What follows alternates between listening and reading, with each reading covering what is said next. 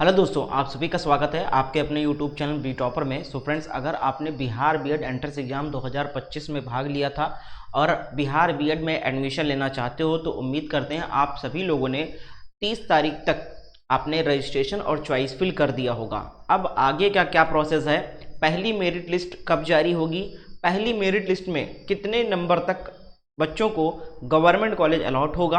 और बहुत सारे बच्चों को डाउट है कि सर क्या फर्स्ट लिस्ट में अगर मेरा नाम गवर्नमेंट कॉलेज में नहीं आता है तो क्या दूसरे लिस्ट में भी चांस रहता है गवर्नमेंट कॉलेज मिलने का। और इसके साथ साथ सर कॉलेज आवंटित होने के बाद में आगे का क्या प्रोसीजर है उसको हमें बताइए, क्योंकि बहुत सारे बच्चों के पास गाइडेंस नहीं होती है, सही जानकारी नहीं होती है और समय पर वो एडमिशन या डॉक्यूमेंट वेरिफिकेशन कराने के लिए नहीं पहुंचते हैं, जिसके वजह से वो सीट जो है वैकेंट कर दी जाती है, खाली कर दी जाती है। तो वीडियो को पूरा एंड तक देखो, पूरी जानकारी आपको देने वाला हूं। इस वीडियो को लाइक एंड शेयर जरूर कर देना। आपने कितने मार्क्स प्राप्त किए थे बिहार बीएड में मुझे कमेंट में लिख के जरूर बताएगा, तो मैं आप सभी को सजेस्ट जरूर करूंगा। तो चलिए दोस्तों, वीडियो को स्टार्ट करते हैं। इसके साथ साथ दोस्तों, अगर आपको बिहार बीएड संबंधित कोई भी जानकारी चाहिए तो आप मुझे इंस्टाग्राम पर फॉलो करके मुझसे मैसेज पे बात कर सकते हो, मुझे डीएम कर सकते हो कि सर मेरा इतना नंबर था, मेरे 65 नंबर थे सर और मैंने 5 कॉलेज चूज़ किए थे या 9 कॉलेज चूज़ किए थे सर, ये 3 गवर्नमेंट कॉलेज चूज़ किया था, क्या इसमें से कोई चांस है मिलने का मुझे या नहीं है। तो मैं आप सभी को आपके रैंक और आपके मार्क्स के अकॉर्डिंग जरूर बताऊंगा।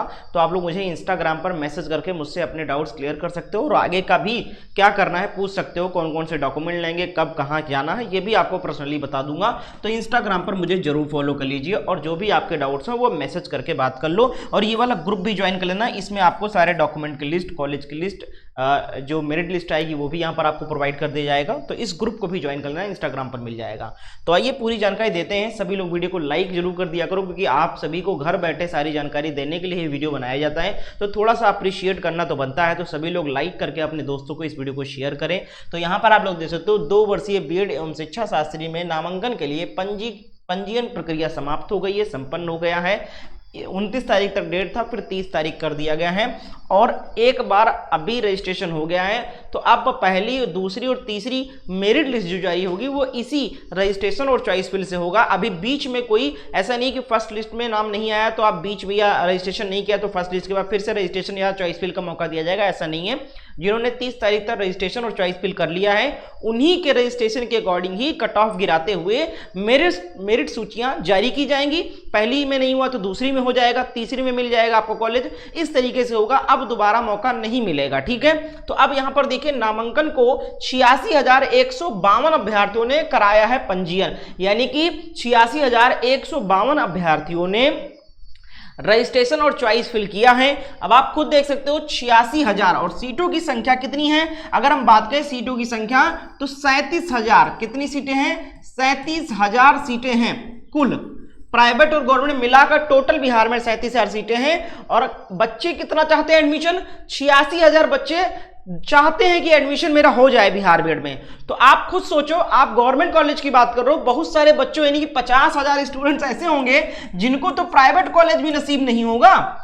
ये चीज तो आप समझो, यानी कि सबको कॉलेज भी मिलना मुश्किल है। गवर्नमेंट कॉलेज तो छोड़ो, प्राइवेट में ही हो जाए तो बड़ी बात है बिहार बीएड में, क्योंकि 86,000 बच्चे एडमिशन लेना चाहते हैं और कुल गवर्नमेंट और सरकारी, प्राइवेट और गवर्नमेंट मिलाकर कुल 37,000 सीटें हैं। तो इस चीज को समझिएगा कि आपको थोड़ा सा यहां पर यह देखना है कि आपका लक कितना काम करता है, कितने मार्क्स है। जितने हायर नंबर होंगे, जितना कम रैंक आपका होगा सीएमएल रैंक, उतना ही चांस है। तो एक बार आप मुझे सीएमएल रैंक अपना बताकर पूछ सकते हो कि सर क्या चांस है। अगर फर्स्ट लिस्ट में नहीं आ पाता तो मैं ये भी बता सकता हूं कि सेकंड लिस्ट में चांस है आपको, या थर्ड लिस्ट में हो सकता है मिल जाएगा आपको। ये सब कुछ मैं आपको बताऊंगा, तो इंस्टाग्राम पर फॉलो करके मुझसे बात कर सकते हो, ठीक है। अब आइए बाकी आगे की जानकारी देते हैं। तो देखो, 2 वर्षीय बीएड एवं शिक्षा शास्त्री नामांकन के लिए आयोजित संयुक्त प्रवेश परीक्षा सीईटी के सफल अभ्यर्थियों पंजीयन की संपन्न हो गई है। 30 जून तक अंतिम तिथि थी। कुल 86,152 अभ्यर्थियों ने नामांकन किया है। और स्टेट नोडल पदाधिकारी प्रोफेसर अशोक कुमार मेहता ने बताया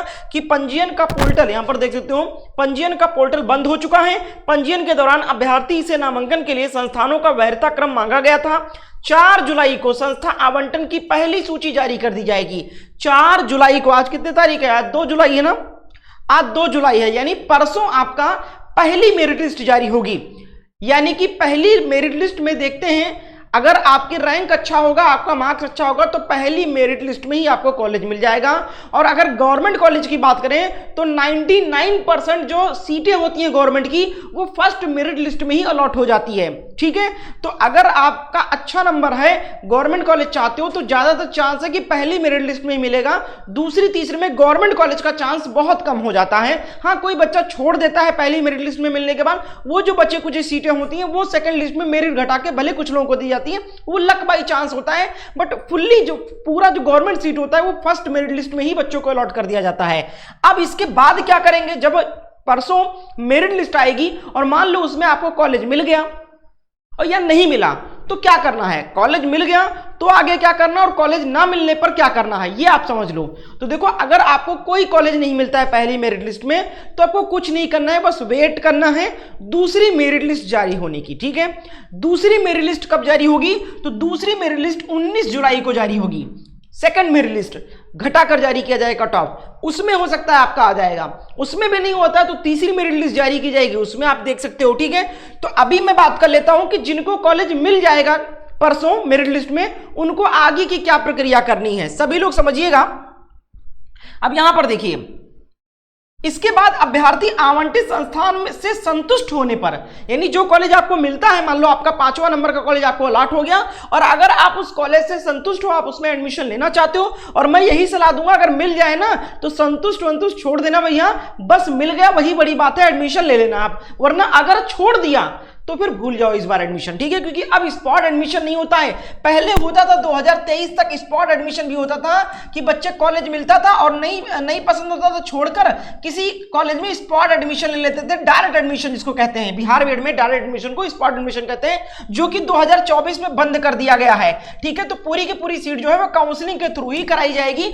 स्पॉट के चक्कर में मिला हुआ कॉलेज छोड़ मत देना।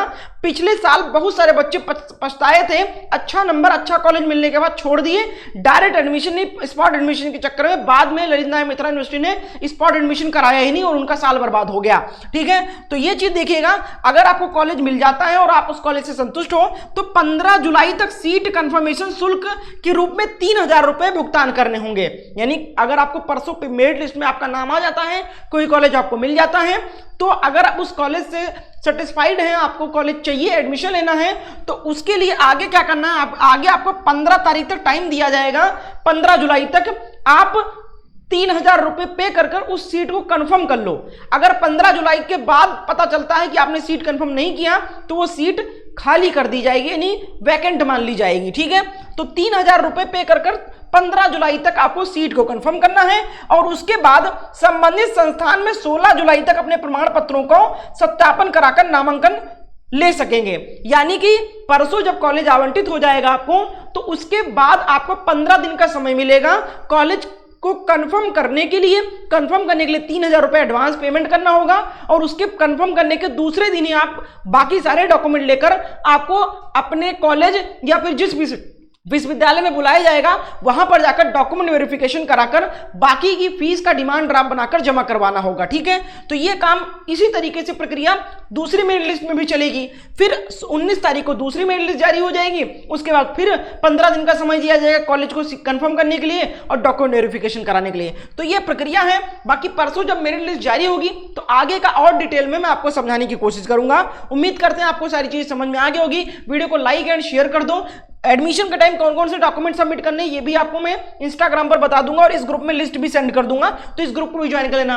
वीडियो कैसा लगा बताइएगा कमेंट में, सभी लोग शेयर कर दें अपने दोस्तों के साथ। बहुत बहुत धन्यवाद। चैनल को सब्सक्राइब करना बिल्कुल ना भूलें।